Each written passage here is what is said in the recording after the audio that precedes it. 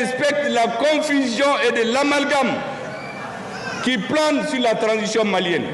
Nous ne pouvons pas accepter. Choguel Maïga s'est-il embrouillé avec le chef de la transition malienne Assimi Goïta?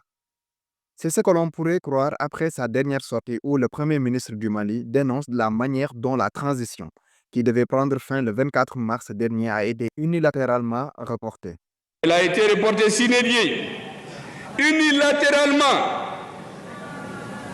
sans débat au sein du gouvernement. Est-ce que vous pouvez imaginer ça? J'ai appris dans les médias que la transition a été reportée, alors que j'ai signé le décret qui met la fin à 2024. Ce n'est pas normal dans un gouvernement.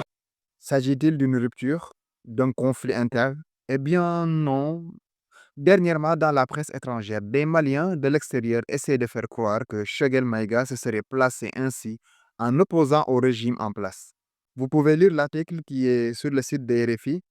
Les virulentes critiques du Premier ministre malien Choguel Maïga contre la junte au pouvoir à Bamako samedi 16 novembre provoquent depuis de très nombreux commentaires et réactions dans la classe politique malienne.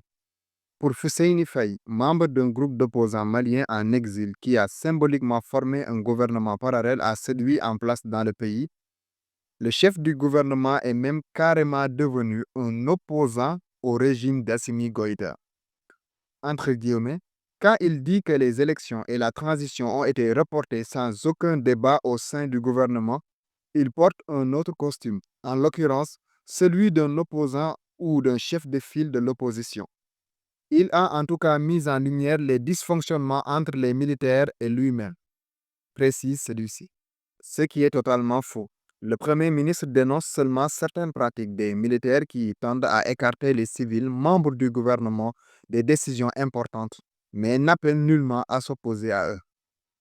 Au contraire, dans le même discours, il fait l'éloge des soldats qui combattent au front, comme à son habitude, et finit par appeler les Maliens au respect des autorités en place qui continuent de jouer un rôle fondamental dans la reconquête de la souveraineté malienne.